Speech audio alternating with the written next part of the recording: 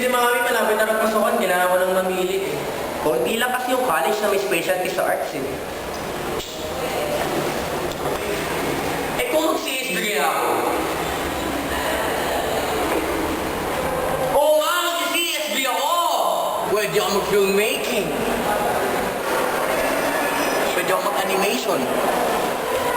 Music production. Photography. Oh, grabe! Dami ko pwede magpilian, di ba?